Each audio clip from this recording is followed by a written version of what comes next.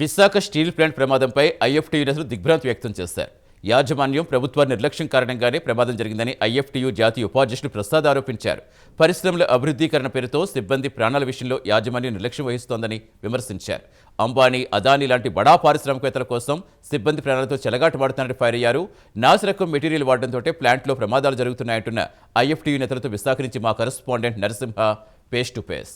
32 మంది ప్రాణాలు త్యాగం చేసి స్టీల్ ప్లాంట్ స్థాపించుకున్నటువంటి స్టీల్ ప్లాంట్ను ఈరోజు ప్రైవేటీకరణ చేస్తున్న నేపథ్యంలో మరోవైపు కూడా స్థానికంగా ఉన్నటువంటి స్టీల్ ప్లాంట్ ఇటీవలే అగ్ని ప్రమాదంలో కూడా పలువురు చనిపోయిన సంగతి నెలకొంది. అయితే చూసుకుంటే ఐఎఫ్టీ నాయకులు ఇది కేవలం ఇది ప్రభుత్వ హత్యలే అని చెప్తున్నారు. ఇది యాజమాన్యము అటు కేంద్ర ప్రభుత్వము పూర్తి స్థాయిలోని బాధ్యత వహించాలనేది కూడా చెప్తున్నారు. చూసుకుంటే ఐఎఫ్టీ నాయకులు అయితే ఇక్కడ విశాఖ స్థానికంగా పౌర గ్రంథాలయాలు కూడా దీనికి సంబంధించి అయితే విలేకరుల సమావేశం అయితే నిర్వహించారు. దీనికి సంబంధించి స్టీల్ ప్లాంట్ ఏమవుతుంది, స్టీల్ ప్లాంట్ భవిష్యత్తు కార్యాచరణ ప్రణాళిక ఏంటి, అయితే సిబ్బందికి ఏ విధమైన భవితవ్యం ఉంది, దానికి సంబంధించి కూడా ఐఎఫ్టీ జాతీయ ఉపాధ్యక్షులైనటువంటి ప్రసాద్ తదితర వెంకటేశ్వర్లు కూడా ఉన్నారు. దానిపై కూడా మనం దీనిపై మరిన్ని వివరాలు అయితే అడిగి తెలుసుకుందాం. చూసుకుంటే ఈరోజు ఇటీవల స్టీల్ ప్లాంట్ అయితే అగ్ని ప్రమాదాలకు తావిగా మారింది. ప్రమాదాలు సర్వసాధారణం అయిపోయి చాలామంది కూడా ఇటువరకు కూడా చనిపోయే పరిస్థితి కూడా నెలకొంది. ఇటీవల జరిగిన ప్రమాదం కూడా 9 మంది కూడా చనిపోయారు.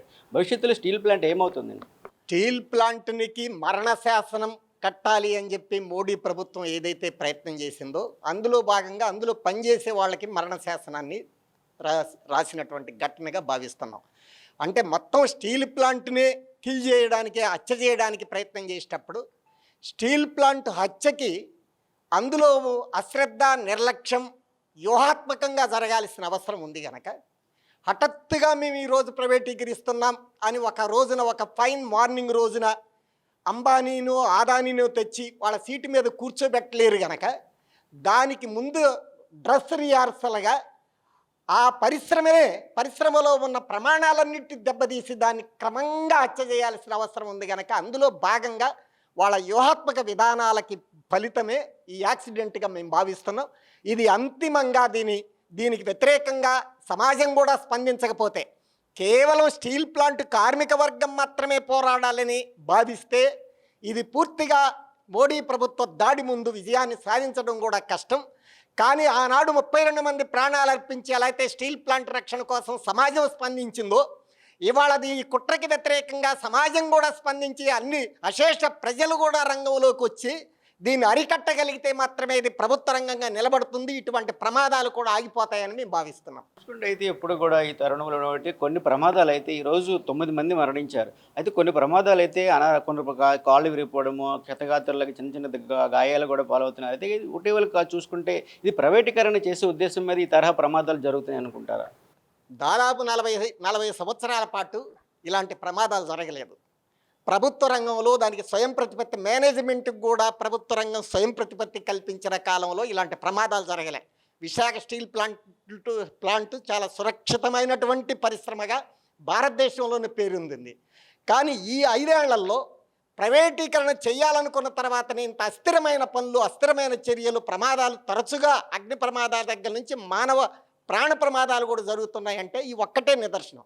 వాస్తవానికి పరిశ్రమ పెట్టిన కాలంలో కొన్ని ప్రమాదాలు జరగాలి, అనుభవంతో జ్ఞానం నేర్చుకొని తర్వాత ప్రమాదాలు తగ్గిపోతుండాలి. కానీ మొదటి నుంచి ప్రమాదాలు లేవు. ఇవాళ ప్రైవేటీకరించాలనుకున్న తర్వాతనే ప్రమాదాలు జరుగుతున్నాయి అంటేనే వ్యూహాత్మకమైన ప్రమాదాలుగా దీన్ని అర్థం చేసుకోవచ్చని మేము భావిస్తున్నాం. చూసుకుంటే అయితే గత రోజు కూడా అయితే ఈ ప్రమాదం జరిగి 9 మంది చనిపోయారు. అయితే గత రోజు కూడా చాలామంది ఏజీఎం నుంచి డీజీఎం స్థాయి వరకు కూడా పలువురు అధికారులను కూడా మార్చాము. దీనిపై కూడా సమగ్ర విచారణ జరుపుతాము, 3 మెన్ కమిటీ కూడా ఏర్పాటు చేసి దీనిపై కూడా జరుపుతామని కూడా అక్కడ కేంద్ర రాష్ట్ర ప్రభుత్వాలు కూడా దీనిపై చెప్తున్నారు. చాలా హాస్యాస్పదమైన, ఆశ్చర్యకరమైన విషయం ఏంటంటే ఈ ఒక డైరెక్టర్ని వాళ్ళు సస్పెండ్ చేశారని వార్త వచ్చింది. దానికి కారణం ఏంటంటే ఒక చనిపోయినటువంటి మేనేజ్మెంట్కి సంబంధించిన వ్యక్తిని అతన్ని విమానంలో ఆయన శవాన్ని విమానంలో కాకుండా బై రోడ్డు పంపించినందుకు ఆయన సస్పెండ్ చేసినట్టుగా వార్త వచ్చింది. అంటే చనిపోయిన దాని కారణాలని వెతకడం లేదు వాళ్ళు, దానికి అలా కారకులను వెతకడం లేదు. కానీ చనిపోయిన తర్వాత బాడీని పంపించడానికి సంబంధించి దాన్ని డైవర్ట్ చేసి ఆ రకంగా ఈరోజు మొత్తం విషయాన్ని పక్కదారి పట్టించే ప్రయత్నం చేస్తున్నారు. అందుకనే ఈరోజు వాస్తవంగా ఈ ప్రమాదాలకి ఇది మానవ తప్పిదమా లేకపోతే ఇది ప్రకృతి విలయమా అంటే ఇది పూర్తిగా 100% మానవ తప్పిదం. మానవుడి యొక్క చేతిలో దీన్ని నివారించగలిగేటువంటి అవకాశాలు సంపూర్ణంగా ఉన్నాయి. కానీ వాటన్ని దెబ్బతీసే క్రమంలోనే ఈ ప్రమాదం జరిగింది. అయితే దీని కింద ఖచ్చితంగా మన ఐపీసీ కింద కానీ ఇప్పుడు కొత్తగా వచ్చిన బిఎన్ఎస్ఎస్ కింద కానీ కేసులు కట్టడానికి అవకాశం ఉంది. అవేవి కట్టకుండా ఇక్కడ ఉన్న పోలీస్ డిపార్ట్మెంటు రాజకీయ ఒత్తిడికి లొంగిపోయి కేంద్ర హోంమంత్రి గారే దీనిలో డైరెక్ట్గా వచ్చి పాల్గొన్నా ఆమె ఇక్కడే ఉన్నా కూడా ఇలా వాస్తవానికి మరి అనుమానాస్పద దాన్ని నమోదు చేశారు తప్ప అక్కడ ఏదైతే బిఎన్ఎస్ కింద ఉన్నటువంటి హత్యానేరం కింద కేసులు నమోదు చేయగలిగే అవకాశం ఏదైతుందో వాటి కింద కేసులు నమోదు చేయలేదు. ఆ రకంగా ఈరోజు పూర్తిగా ఏవైతే ఈరోజు కారకులు ఉన్నారో యాజమాన్యం కానీ కేంద్ర రాష్ట్ర ప్రభుత్వాలు కానీ అందులో ఉన్నటువంటి బాధ్యత వహిస్తున్న వాళ్ళు కానీ మరి పబ్లిక్ సేఫ్టీ కమిటీలు కానీ వాళ్ళందరూ ఎవరైతే బాధ్యత వహించాలో వాళ్ళందరి మీద కేసులు నమోదు చేసి వాళ్ళు అరెస్ట్ చేయాల్సిన బాధ్యత ఉంది. ఆ హత్యానేరం కింద వాటిని అరెస్ట్ చేయాల్సి వస్తుంది. అరెస్ట్ చేస్తే 90 రోజుల బెయిల్ ఉండదు. ఆ రకంగా మొత్తం ప్రమాదాలు నివారించేటువంటి ఆ కమిటీలు అవుతుంటాయి అవన్నీ యాక్టివ్గా పనిచేయడానికి అవకాశం వస్తుంది. కానీ వాటి జోలి పోవడం లేదు, వాటిని పట్టించుకోవడం లేదు. ఆ రకంగా మొత్తం ప్రమాదాలని కేవలం నష్టపరిహారం చుట్టూ తిప్పి నష్టపరిహారం కూడా కోత పెట్టి నష్టపరిహారం ఎవరి చివరికి నష్టపరిహారం దగ్గరే దాన్ని మొత్తం కూడా ఆపేసే ప్రయత్నం చేస్తున్నారు. ఈ చాలా కుట్రపూరితమైనటువంటి చర్య. దీని మీద తీవ్రంగా ఖండిస్తున్నాం. ఖచ్చితంగా వెంటనే రాష్ట్ర ప్రభుత్వం కేసులుగా నమోదు చేయకపోతే దీని మీద ఆందోళన నిర్వహించాల్సి వస్తుంది. దానికి కేసులు కట్టాలి, పరిహారం చెల్లించాలి. ఇప్పుడున్న కంపెనీని పూర్తిగా మొత్తం అన్ని రకాలైనటువంటి దాని రక్షణ చర్యలు చేపట్టి దాన్ని పూర్తి స్థాయి ప్రైవేటీకరణ నుంచి బయటకు తీసుకొచ్చి ఈరోజు దాని రకమైన చర్యలు చేపట్టకపోతే కనుక కేంద్ర రాష్ట్ర ప్రభుత్వాలు చేసిన ఈ నిర్ణయం మీద ఖచ్చితమైనటువంటి ప్రజా ఉద్యమాన్ని నిర్మించేదాంట్లో మేము కూడా భాగస్వామ్యం అవుతాం తెలియజేస్తాను. ప్రధానంగా చూసుకుంటే ఏదైతే క్షతగాత్రులు అది మెరుగైన వైద్యం అందించామో వారికి పూర్తి స్థాయిలోనైతే మేమైతే ఎవరికైతే ఎక్స్గ్రేసియా కేంద్ర రాష్ట్ర ప్రభుత్వాల నుంచి ఇచ్చామని చెప్తున్నారు. అయితే రాష్ట్ర ప్రభుత్వం ఎంత ఇచ్చిందంటారు? కేంద్ర రాష్ట్ర ప్రభుత్వం ఏ తరహా న్యాయం చేసిందని క్షతగాత్రులకు మరణించిన బాధిత కుటుంబ సభ్యులకు? రాష్ట్ర ప్రభుత్వం నుంచి 0 ఇచ్చింది. కేంద్ర ప్రభుత్వం నుంచి ఇచ్చింది కూడా కేవలం 2 లక్షలు చనిపోయిన వాళ్ళకి. క్షతగాత్రులకు ఇచ్చింది ఏమీ లేదు. క్షతగాత్రులకు 10 లక్షలు స్టీల్ ప్లాంట్ ఇస్తే అది మాత్రమే అందింది. మరి అదేవిధంగా చనిపోయిన వాళ్ళకి 1,75,00,000 ఇచ్చామని చెప్పి గొప్పలు చెప్పుకున్నారు లోకేష్ గారు. కానీ వాస్తవం ఏంటంటే అది మొత్తం కూడా స్టీల్ ప్లాంట్ ఇచ్చిన 25 లక్షలు మినహా దాదాపు 1,50,00,000 అది మొత్తం అక్కడ ఉన్న కార్మికులు వాళ్ళు పనిచేసే క్రమంలో వాళ్ళకి వచ్చిన గ్రాట్యుటీ కానీ లేకపోతే పిఎఫ్ కానీ లేదా వాళ్ళు కట్టుకున్న ఇన్సూరెన్స్లు కానీ వాటి నుంచి డబ్బులు వస్తే వాళ్ళు పనిచేసిందని డబ్బులు వస్తే అవి రాష్ట్ర ప్రభుత్వం గొప్పల కింద చెప్పుకొని కేంద్ర ప్రభుత్వం రాష్ట్ర ప్రభుత్వం కలిసి మేము పరిహారం చెల్లించామని గొప్పలు చెప్పుకున్నారు. ఇది అత్యంత హాస్యాస్పదమైంది, ఇది అత్యంత దారుణమైంది. ఈ రకంగా వ్యవహరించడం అనేది ఎంతమాత్రం క్షమార్హంగా ఉంది. కాబట్టి ఖచ్చితంగా చనిపోయిన వాళ్ళకి ₹1,00,00,000 రాష్ట్ర ప్రభుత్వం ప్రకటించాలి. అదేవిధంగా 50 లక్షలు గాయపడిన కూడా ప్రకటించాలని మేము ఐఎఫ్టీగా డిమాండ్ చేస్తాము. చూసుకుంటే సర్వసాధారణంగా అయితే ఇటీవల కాలంలో అయితే స్టీల్ ప్లాంట్లు అయితే ప్రమాదాలు అయితే సదావుగా జరుగుతూనే ఉన్నాయి. అయితే భవిష్యత్ కాలంలోని స్టీల్ ప్లాంట్ను ఒక ప్రైవేటీకరణ విషయంలో జరుగుతుందా, లేదంటే ఈ తరహా ప్రమాదాలు జరగకుండా స్టీల్ ప్లాంట్ యాజమాన్యాలు కేంద్ర రాష్ట్ర ప్రభుత్వాలు ఏ విధంగా చేస్తే అక్కడ ఏదైతే సిబ్బందికి భరోసా కలిగించినట్టు అవుతుందంటారు? గతంలో ఇదే విశాఖ జిల్లాలో ఈ టీడీపీ ప్రభుత్వం ప్రతిపక్షంగా ఉన్నప్పుడు ఆనాడు చంద్రబాబు నాయుడు ఒక ప్రకటన చేశారు. ₹1,00,00,000 నష్టపరిహారం ఇస్తే చనిపోయిన కార్మికుడికి ఆ కార్మికుడు లెగిసి వస్తారా అని చెప్పి ఆనాడు ప్రశ్నించారు. అంటే ఆ మాటల్లో మనకు కనబడేది ఏంటంటే ఆ ఇండస్ట్రీలో సేఫ్టీ మెజర్స్, ఆ పరికరాలు నాణ్యమైనవి ఉండాలని చెప్పి ఆయన భావం అని చెప్పి నేను భావిస్తున్నాను. కానీ ఈయన అధికారంలోకి వచ్చిన ఈ 2 సంవత్సరాల కాలంలో విశాఖ స్టీల్ ప్లాంట్లో ఒక నాణ్యమైనటువంటి చెడిపోయింది నాణ్యమైన పరికరాలను కూడా ఏర్పరచకుండా కార్మికులు తగ్గించి అదే పని చేపిస్తడం అంటే ముమ్మాటికి ఇది ప్రైవేటీకరణ చేయడం కోసమే.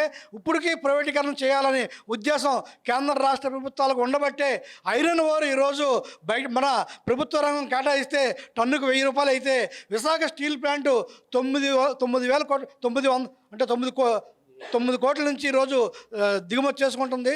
ఇది దుర్మార్గమైన చర్య. ఆ డబ్బులు మిగిలితే కార్మిక సంక్షేమానికి ఉపయోగించవచ్చు, పరిశ్రమ అభివృద్ధికి కూడా ఉపయోగించవచ్చు. అలా చేయకుండా ఈరోజు కావాలని ప్రైవేటీకరణ చేయడం కోసం ఇటువంటి నాటకాలు ఆడుతున్నారు కేంద్ర రాష్ట్ర ప్రభుత్వాలు. సర్వసాధారణంగా చూసుకుంటే కేంద్రం కానీ రాష్ట్రం కానీ ప్రైవేట్ యాజమాన్య కంపెనీ నిర్వహించాలంటే దాంట్లో ప్రమాదాలు జరిగిన తర్వాత బాధ్యులపై ఏ తరహా కఠినమైన శిక్షలు విధించాలని ఇటీవల కాలంలో ఎల్జీ పాలిమర్స్ ఘటనలో కూడా అది ప్రైవేట్ కంపెనీ అయినా కూడా వారిపై కూడా కఠిన చర్యలు తీసుకొని శిక్షించే విధంగా కోర్టు కూడా తరలించారు. వారిపై కూడా పలు సెక్షన్ల కింద కూడా కేసులు నమోదు చేశారు. ఈ తరుణంలో ఈరోజు ఇది కేంద్ర ప్రభుత్వ రంగంలో ఉండడం వల్ల వీరిపై చర్యలు తీసుకోవట్లేదని భావిస్తున్నారు మీరు? 2020లో మొత్తం మానవ సమాజం మన దేశంలో కరోనాలో ఇళ్లలో ఉన్న సమయంలో కార్మిక వర్గం పోరాడి సాధించుకున్న 29 చట్టాలని రద్దు చేసి 4 లేబర్ కోడ్స్ తీసుకొచ్చారు. ఆ లేబర్ కోడ్స్లో యాజమాన్యానికి విచ్చలవిడిమైనటువంటి హక్కులు ఇచ్చారు. వాళ్ళకి కార్మిక వర్గానికి ఉన్న హక్కులను తొలగించారు. దాంట్లో భాగంగానే ఈరోజు ప్రైవేటు రంగంతో పాటు ప్రభుత్వ రంగంలో కూడా ఈరోజు అటువంటి విధానాలు అవలంబిస్తున్నారు. ఒక కార్మికుడు ఉపాధి భద్రత ఉంటుందా, ఉద్యోగ భద్రత ఉంటుందా, కుటుంబాన్ని ఎలా పెంచుకోవాలి, పని భారం పెరిగిపోయింది అని ఈరోజు ఒక బాయిలర్లో ఉడికినట్టుగా ప్రతినిత్యం కార్మికుడు ఈరోజు ఉడుకుతున్నాడు. అటువంటి ప్రమాద గంటికల్ని ఈరోజు కేంద్ర రాష్ట్ర ప్రభుత్వాలు తీసుకొచ్చి కార్మిక వర్గంపై పెను భారం మోపి ఈరోజు కార్మిక వర్గంపై దాడి చేస్తున్నారని భావిస్తున్నాం. చూసుకుంటే ఈరోజు స్టీల్ ప్లాంట్ ఒకవైపు ప్రైవేటీకరణ చేస్తామని ఒకవైపు అయితే వార్తలు వినిపిస్తున్నాయి.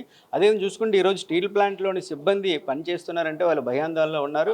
మరోవైపు వీఆర్లో కూడా బలవంతంగా కూడా మరో సిబ్బంది కూడా వీఆర్లోకి వెళ్ళిపోయి కూడా ఉన్నారు. ఇప్పటి వరకు కూడా వారికి రావాల్సిన ఏదైతే రావాల్సిన డబ్బులు కూడా రాలేదని బాధలో ఉన్నారు.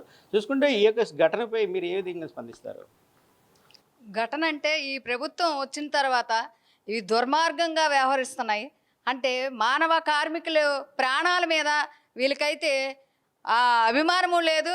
వీళ్ళు కార్మికులు మనుషులు అనేది లేదు. ఈ ప్రభుత్వాలు వచ్చిన తర్వాత రోబోను తయారు చేసే విధంగా మనిషిని తయారు చేసుకోవాలని చూస్తున్నారు. ఈరోజు మనము ఎండలో నడవాలంటేనే మన గుండెలు హడలెత్తిపోయి చనిపోయే పరిస్థితి ఎక్కడ ఉన్నది.